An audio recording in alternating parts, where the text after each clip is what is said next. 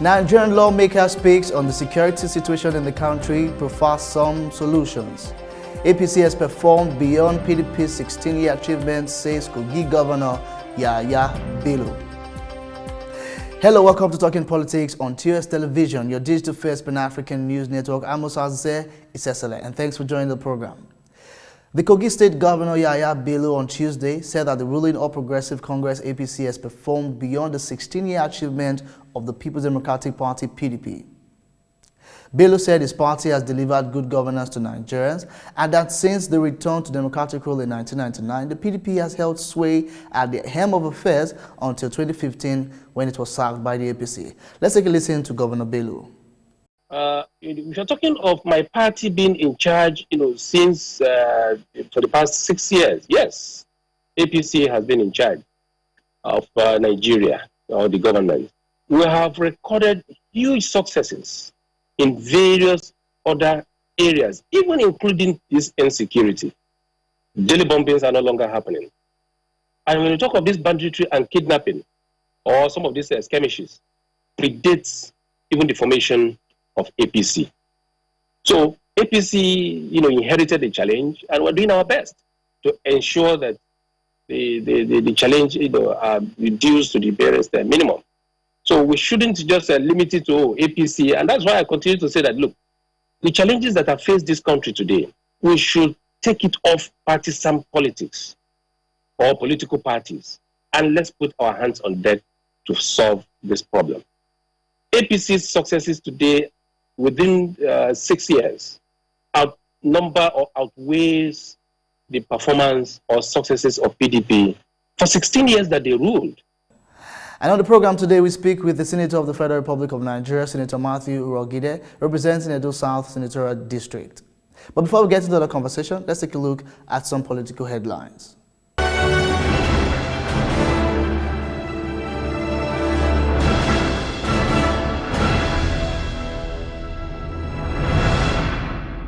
The Minority Caucus of the National Assembly on Tuesday flayed what it called the ineptitude and inability of the APC-led federal government to save the country from drifting into anarchy. The caucus, after a closed-door emergency meeting at the National Assembly, declared President Muhammadu Buhari absent from duty despite the killings and kidnappings across the country. It said it was unfortunate that rather than solve the security problems met on ground as promised, the APC administration had since 2015 broadened it to the extent that every section of the country was now beset with one security challenge or the other.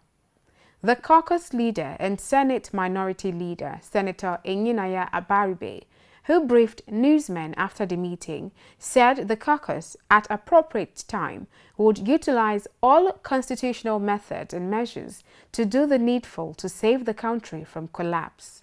The Minister of Information and Culture, Lai Mohammed, says it is shocking that the People's Democratic Party, PDP, that ruled Nigeria for 16 years, does not know that kidnapping and banditry are not federal offenses. The minister said this at a press conference in Abuja on Tuesday, while debunking the allegation by the PDP that kidnappers and bandits were not being brought to justice. The PDP had, at a press conference in Abuja on Sunday, offered suggestions to the federal government on some topical issues, especially national security. The minister asked the People's Democratic Party to call out the states, including those being controlled by it, to ensure a rigorous prosecution of arrested kidnappers and bandits.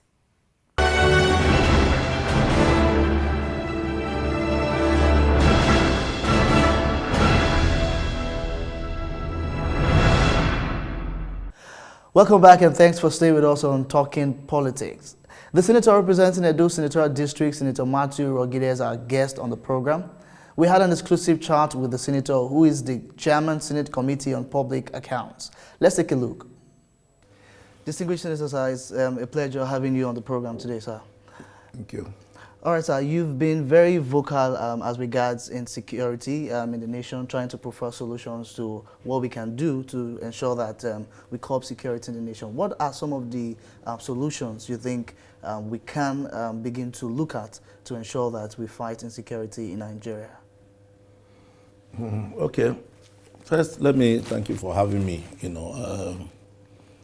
of course, provides another opportunity for me to, to express, my own solution, to this very terrible problem that is facing the country, problem of insecurity. Just as you know, the National Assembly or the legislature is another arm of government. It's one of the three arms of government. And our rules are very defined, by the Constitution. When, of course, we say we make laws for the good governance of this country, and of course we bring developments, and of course we do oversight function. It's all about people. How to do all of those things are very clear to us. The executive arm of government that is charged with responsibility of ensuring that resolutions, laws that are made and up to the funds that were appropriate as an assembly. That arm of government is charged with responsibility of bringing everything to finality or to accomplishment. So it's very clear. When we have a problem in a country, or just as we have this problem in our country, any problem for that matter, and this arm of government says this is what we think should be done, and the arm that is charged with the responsibility of executing those decisions must promptly act so that you can bring solace to our people. All right? Yes, sir. This issue of insecurity has been on for some time. I feel troubled when I go out and somebody tells me, my conscience tells me, Senator, what are you doing about insecurity? People are being killed in my farm. At times, I feel, deficient. I wish I could take the gun. I wish I could take the machete, or I could even take my words to these people that are unleashing terror on our people to say, please, don't do it again. Either I confront them with force, or I use negotiation. That again suggests to you that I am limited. I am as limited as the oppressed Nigerian. I am as limited as the man whose farm land is being devastated, who's being killed. I am as deficient as that woman in her farmland that is being raped, or students that are being kidnapped. Come to think of it, when armed bandits will tell you the 17 students of Greenfield University, Kaduna, that are left, we are going to kill them if their parents do not bring 100 million. I wish I had 100 million to give to them and leave those innocent children. Oh, the 50 million that the parents gathered and gave to them, they said, well, that one you brought, we have used to feed the students. I'm as helpless as those students. That's what I'm saying. It's painful. And we're getting to be emotional. The emotions we express most of the time over this. It's not because of hatred for government. It's because of our concern for the despicable situation that we have found ourselves. Look, we have resources to confront these things, both financial, material, and human, to confront this issue. The issue has been long-lasting. And it's more painful when people try to say it's party A or it's party B, yes, it's government A. There's been issues that they are insulting the sensibilities. People who make mention of such things, they are just insulting sensibilities of our people, which we don't want to hear. Government is, to our citizens, is like a little child that looks up to the father for everything. Daddy, that man, they said, don't worry, I will beat him. My daddy will beat you for me. That is the way citizens look up to government. government go and do the needful to take our people out of this terrible situation that they have found themselves. That's why we talk about insecurity. Insecurity now in Nigeria is described in various forms. Banditry, or this one, that, or kidnapping, or rape, or armed robbery. They are all now in one basket. They are all negative actions against our people. So, look, when we stand up, say we have sworn to our constitution that we will uphold the provision of the constitution. That same constitution, in one part, it says that the primary purpose of government, whether executive, whether legislative, whether judiciary, government, we all make the different arms of government is security of lives and property of the citizens. The people. So, if I'm charged with the responsibility of ensuring that, and I know it is your own division of labor, that it is your responsibility as the head of an executive arm of government to provide that, then you should provide it. I can shout the opportune time for you to provide that, to make that, you must provide it. You have told me the power of the purse is with me. I need money. I will say, take it. You have been doing it. You have been asking, what is the problem? What is the problem?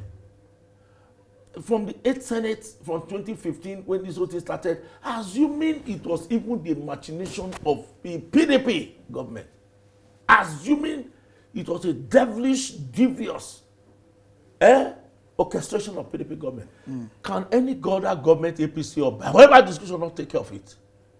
When citizens are dying in large numbers, somebody will tell you the security situation is getting better. If one citizen is still dying or is still being killed, we should show concern, not the volume, as if life has become meaningless. Now we have asked questions. In the Senate, we have had briefings several times. National Security Advisor, the head of our security forces, Army, Navy, Air Force, all of them have been coming. Police chief, if you're a general police, have been coming. It's the same thing I've been talking about. Why is it you have these security labs? Oh, no money. National Assembly said, okay, we'll provide for you. As requested by the executive. Even more than what the executive requested. What do we now need? There's nothing that points to the fact that it's because National Assembly has not appropriated the right sum. That is why we have not gotten what we are supposed to get. In fact, in the 8th of 2016-2017, the executive spent money in the purchase of Tucano aircrafts without appropriation. As chairman of Public Accounts Committee of the Senate, we raised those issues. But we said there was nobility in the expenditure, meaning the reason for the expenditure, the objective is correct, but the procedure of the president evaluated section 80, which means we have passed all that. Why? Oh, we are in a dead strait. We have a problem. They are going to use to solve that problem. The problem still persists, and in fact, it's even assuming worse dimensions. Everybody is now concerned. You dare not go on certain roads in Nigeria. You have less than 20% chance of returning. Is that bad? What must we do? That is your question. Is it issue of making funds available? Why not? In fact, if it will take federal government to get all the money to pursue all their fronts to counter terrorism, kidnapping, and everything in Nigeria, I will sign essential. Okay? But federal government too we must see the efforts on their side to see this what we want to do. Take for instance, I don't want to go to the budget of defense this year. I don't want to go to the budget of the police this year. If anybody bothers, go and look at their budget. It's very different from what it used to be. Okay? They are made up. We are even still ready for supplementary budget for them. Once the president comes up with the request, but let them sit down and tell themselves what they want. But money alone cannot fight this war for us. We will need the human beings and we need the expertise to fight this. the American is not different from Nigerian. What makes the difference? American Marine and the Nigerian soldier, what makes the difference is the training. Isn't it? It's impossible that all they have never gone to war, but the training of this one and the sophistication of the equipment that he has, that's what makes it different. Then we are not saying, okay, we provide the money, we buy the equipment, but we don't even have the number. It's disheartening to note. I cannot really put my hand on it, but by my own estimation, I'm looking at the force, the manpower, the number of troops, okay, yes, or uniform personnel that can confront enemies of Nigeria. The police, the army, the Air Force, the Navy, Civil Defense Corps. I'm looking at all of them. In fact, we can even ask customs and immigration. I am thinking that these people, all of them, they are less than 1.5 million people. So, sir, I think the number will not be enough to withstand the enemies of the state? Small pockets of countries that are 15 million, 5 million of them will be uniform security forces. A country of 200 million people. You have 1.5 million people looking after our security. If that don't work, government must come up with the demographics. Okay. They are supposed to know how many policemen do we have in Nigeria. Are they up to 500,000? You are told that about 400. How many soldiers do we have? Infantry that we have that can go to Sambisa Forest. All right? Sambisa Forest, how big is the place? Is it bigger than Nigeria? That we cannot deploy forces to follow the forest and the way it is. As it expands and comes to Zamfara, comes to Niger State. All those are contiguous areas. Can we not? That's what I'm saying. Are we planning? So the first thing, let us have the numbers. Can we not recruit people? Why are we asking for help from outside? Somebody said we cannot have, let's probably call it our military to come and, what will the military, is it the same military are used to fight? All right? And if there is no sincerity in this fight, government should establish, put its finger on it. Is it a war against ourselves? Because that's what it says. When you have an enemy inside the house, and you are looking, or you have a TV inside, you are looking for something that is lost, why are you going far? We are beginning to even think that there's some element of sabotage. They are Nigerians. If they are not happy, government has all the instrumentality to fish out some of these things. What is causing discontent? Why are people not happy? Why is our military, why are we fighting against ourselves? Why is it that there is no much incentive on the part of our soldiers to fight? Why is there no shared patriotism exhibited by them to do what is needful to be able to defend our territorial integrity and, of course, the lives of our people? Why? These are questions. Why? So, if government really wants to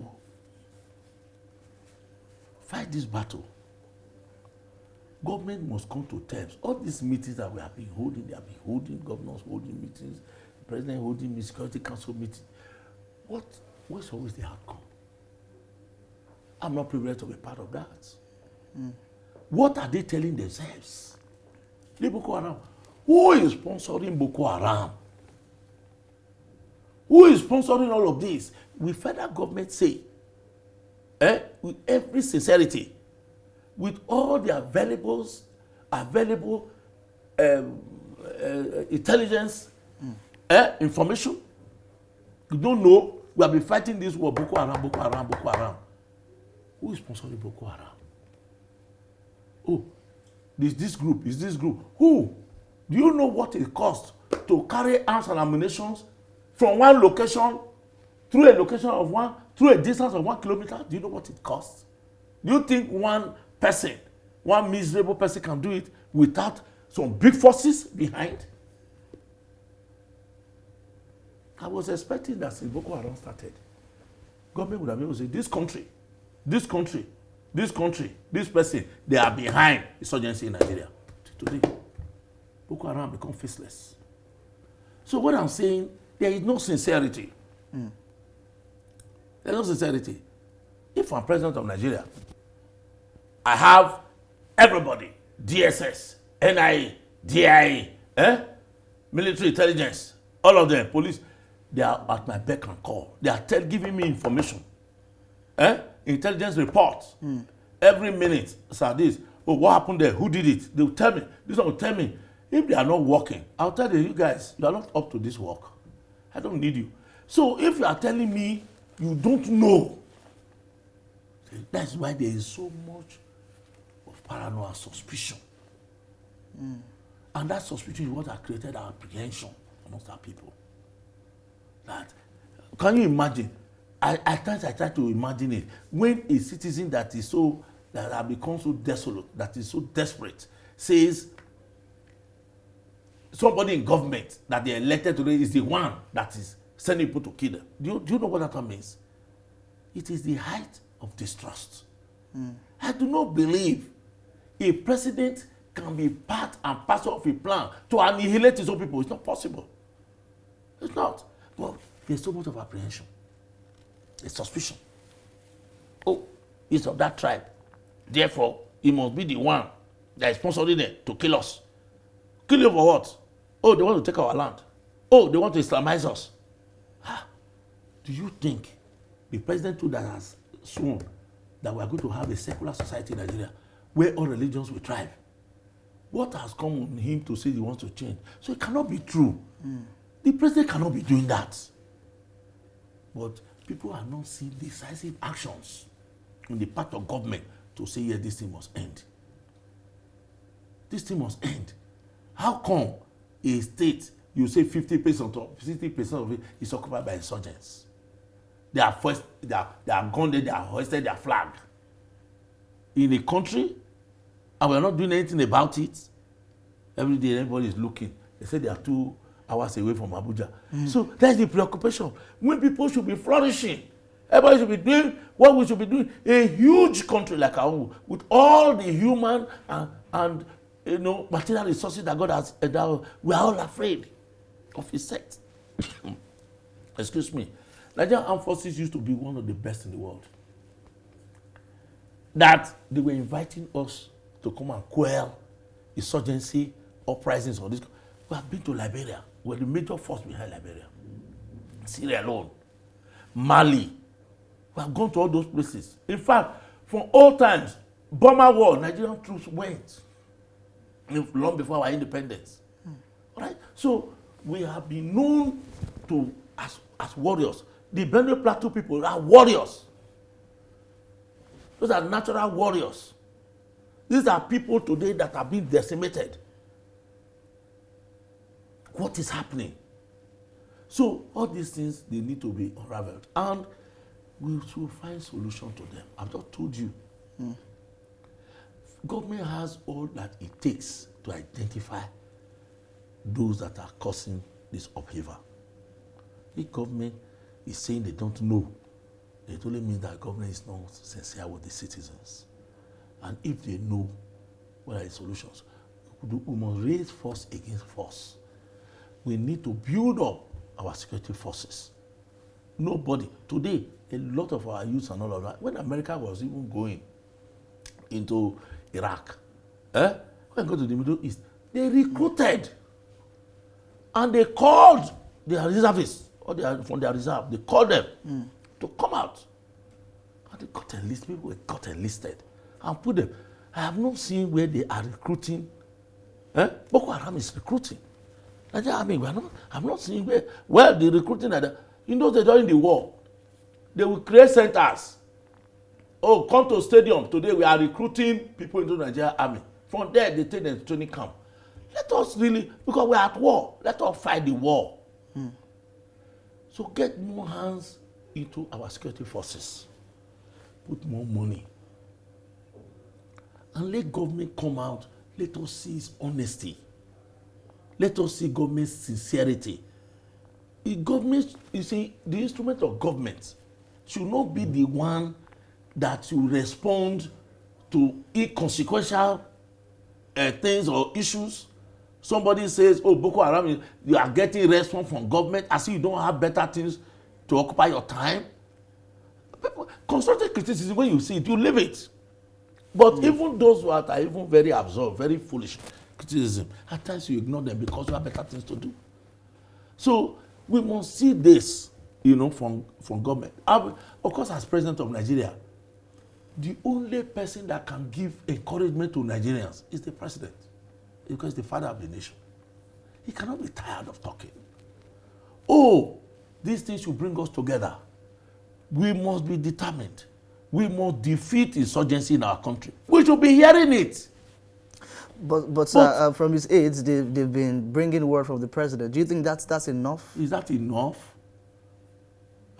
When people are broken emotionally, you must hear from the father. Well, do you think I will be in a home? I will send my servant to go and be bringing solace to my wife and my children. That's all. Huh? I will do it myself. Because the encouragement will come from my mouth. They will believe me more than anybody else.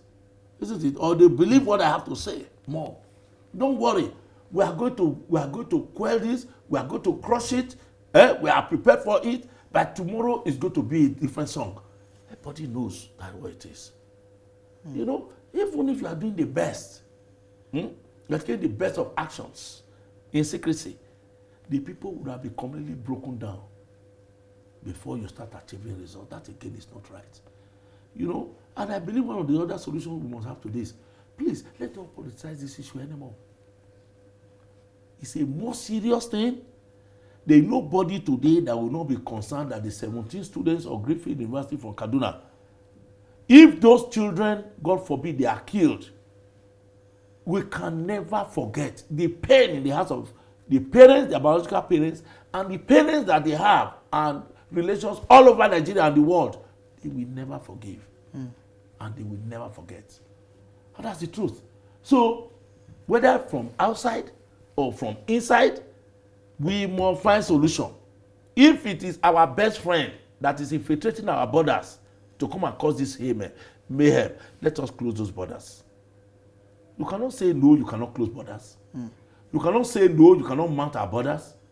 All right? This time, they said we're even talking of this border commission. Let us set up proper whatever. All right? And in other places, you have border guards. Just like you say immigration. We should drop them. And then let us start to take concrete steps in making sure that our borders are no longer porous. This infiltration from Futajalon, from Guinea, from Mali, from Chad, from Niger, because our borders are porous. Government should do so. Let us contain ourselves. The manner in which they kill our Nigerians, the manner in which they are butchered, you will know that most of these people are not Nigerians because they don't have feeling towards our people. You see a pregnant woman, you will open up her stomach. You know you are not a human being. You have no historical linkage with us. That's why some of us believe majority of these people are from outside. You will tie people behind, tie their hands behind, behead them. The president, you have no relationship with us. If you are in Nigeria, by whatever description of any tribe, before you can kill your fellow Nigerian and slaughter them the way they are slaughtering our people, you will know that these people probably do not have any historical relationship with us. That is what gives credence to the fact that majority of these people are not from here. And where are they coming from? Why is it that the movement between Niger and northern Cameroon, Chad, is so easy? Why is it so easy in a warfare? The first thing is to block up that side. After that, what we did, with the Cameroonians, when the French came over Bakassi, we said, okay, this place, we cede it to you. Please, we don't want arms and ammunition to come into Biafra. That's why he went to international court and said, you gave it to us. All right? So, those places, can they not be blocked? Oh, they can't be blocked. What international trade are we doing through there? Particularly this time that we're under siege. So, you see, A country that can make progress is only a country that is at peace with itself. All this is what we are saying. I told my colleagues, we are talking of 2023 election. It's only those that will survive. If we still have a country, let us solve the issue of insecurity first. And I will defend our territorial integrity and, of course, our national identity as a country and as a people. That is when you are thinking of prosperity in the area of politics. Let us solve this issue first. Let's close our borders. Let's calm down. Let's talk to ourselves. Let us identify the real enemies of our country. All right? We are literate enough. We are aware enough. We are exposed enough. We know what to do. And if only we can have a leadership, which I believe our president can still provide for us, to say this is the way to go. This is the way to go. Your nature at this time must not supersede the interest of or the nature of very many people. If people are willing and weeping at this time because they are not strong-hearted, you must be like them. If people now are just there very emotional, for them to know that you empathize with them, you must be like them. When you get there, your eyes are strong and you say, yes, because you are a strong man, that is your nature. It does not relate with the present. So, when you are a leader, you must act along line with your people. At the same time, you are firm and you are facing the right direction. So, when they follow you, they know that you are taking them to promised land, you are taking them to the Eldorado, you are taking them to the place of safety. Nigerians need to be safe at this time. Okay, so let's look at making government work for the people. We've looked at some of the interventions you have done for your people in Edo South. What is your drive when it comes to delivering good governance? Let me say this, my political trajectory, if I say it, is quite pitiable, but it's not what I wish anybody. For me to come to the Senate, I was in the role from 1992 and eventually won 2015, 23 years. I was consistent. I had looked at it, my background. I was involved, in my days, I was involved in student unionism to the point I was president of Students' Union.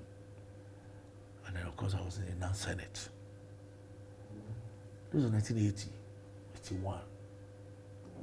At that time, we had a lot of restiveness, student movement.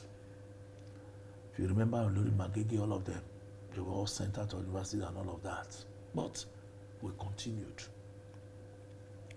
So from that perspective of idealism, ideal. If I was standing in gap for students, people who had about the same intellect with me, to make the campus as conducive as possible for them.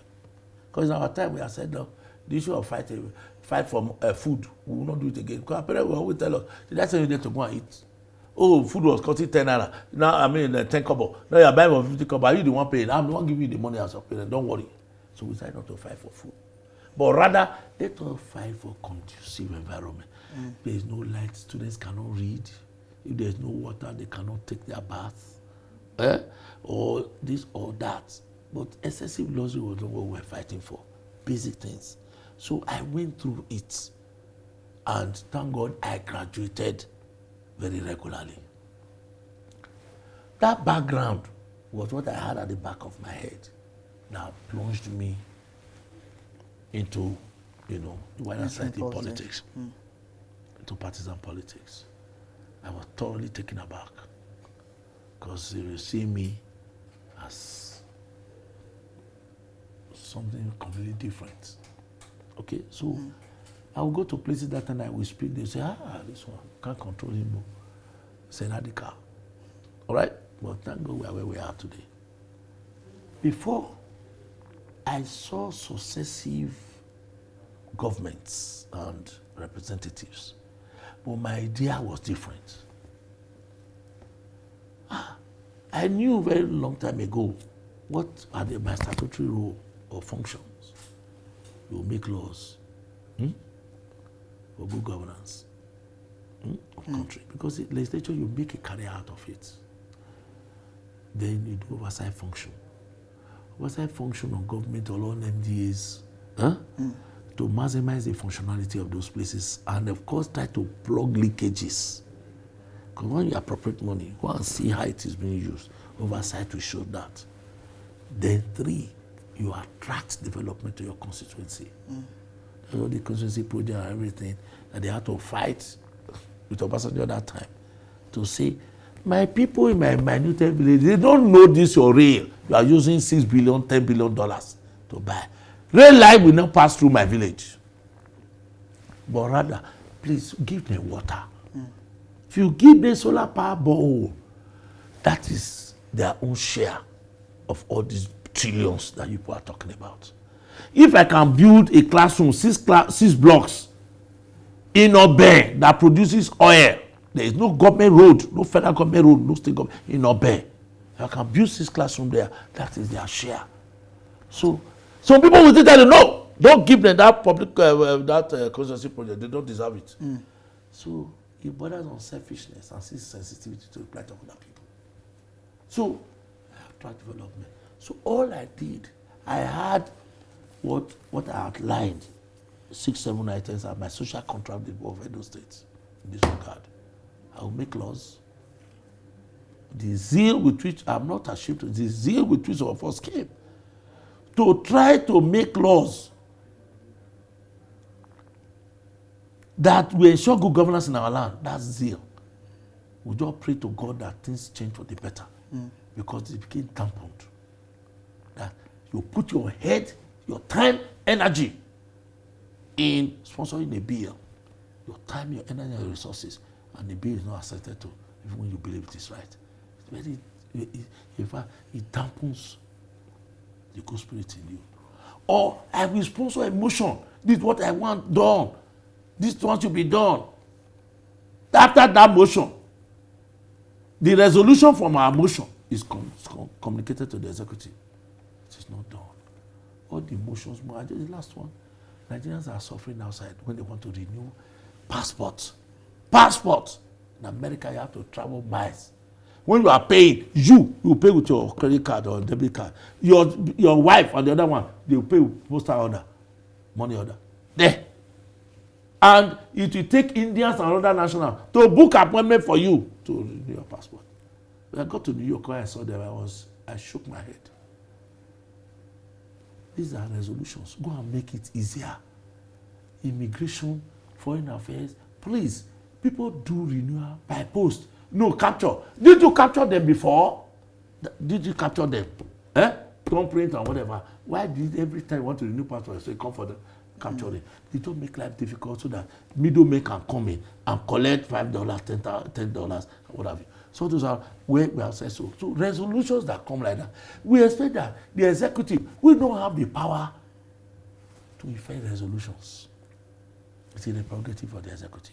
That's why we say our resolutions don't carry any element of compulsion on the power executive. But when you know you can elicit good governance, for God's sake, when my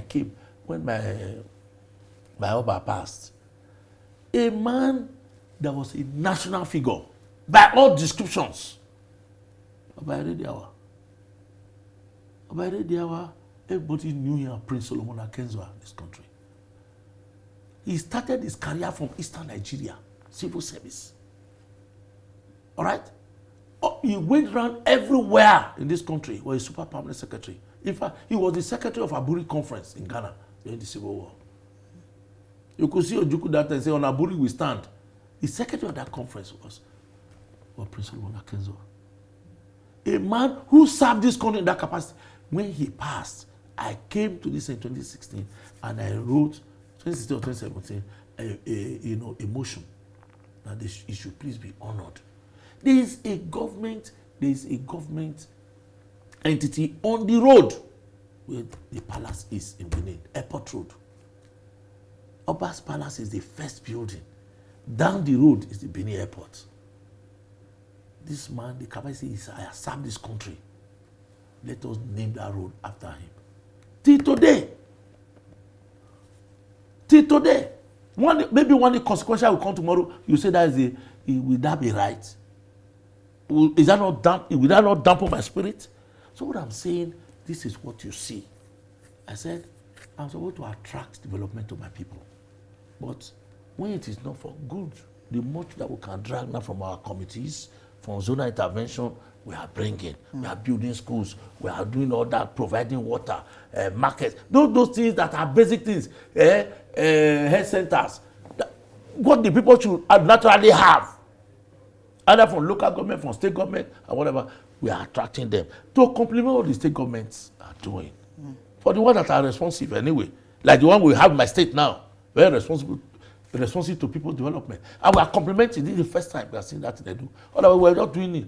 As a federal lawmaker, before this governor came in, I will do my own. The other one will do his own, hand it over to the community. Now we are harnessing them together because the governor has provided leadership. That was why it was very competitive. I will provide for our people. I will provide. House of Rep will provide. Senators will provide. So that the people will re-elect you.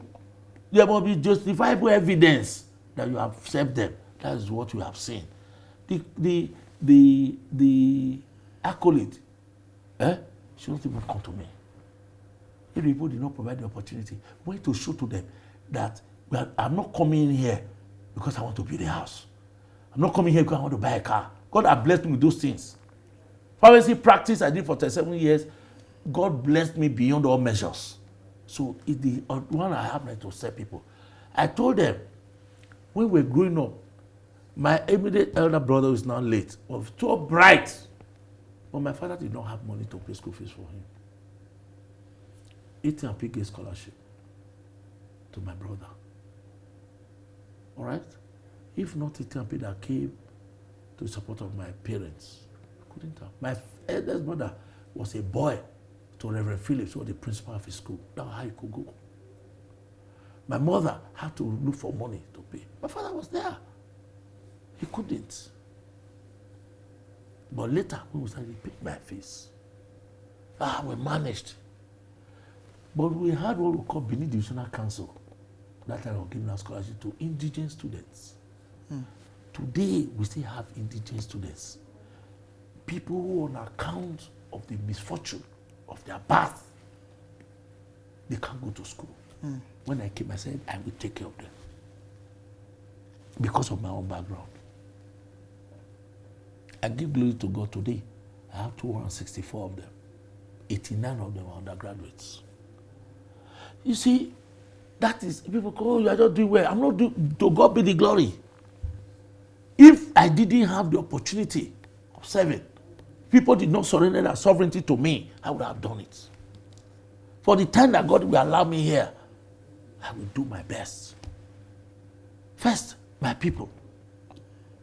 Within the conference of my constituency, about 56% of Edo State, Edo South Senatorial District. And I know I have more responsibility to them than to anybody else. Just pray to God. The budget, let them do anything. I am still waiting. I will still serve them. The bigger capacity to Nigeria that you are seeing, chairman of this committee, I thank God and I thank the leadership of the Senate finding me worthy. 2017, I became the chairman of this committee. And I was reappointed under the leadership of Saraki. I was reappointed again under the leadership of Senator Lawan. I'm a Lawan. So, it is trust. And I will never take that trust for granted. Therefore, people, I am not in competition with anybody. I will do my best with those South people. So that those who will come after me, those who there's already a signpost. Let us follow it. This one that we are doing here, the institution of the Senate, I will not diminish it one day with my own personal interests. And I challenge anybody. My committee is not made out to do any negotiation. Nobody, and I sound it, nobody can come to my committee or they ask me for money. Never. Not possible. I will do the work the way it is. I have need, but I don't need that one. I want my integrity to be kept. The integrity of the office, the integrity of the institution. And that's it on Talking Politics. Visit our website www.tostvnetwork.com for more political stories and keep up with us on social media at TOS TV Network across all social platforms. My name is Osaze Isesele. Thanks for watching and goodbye.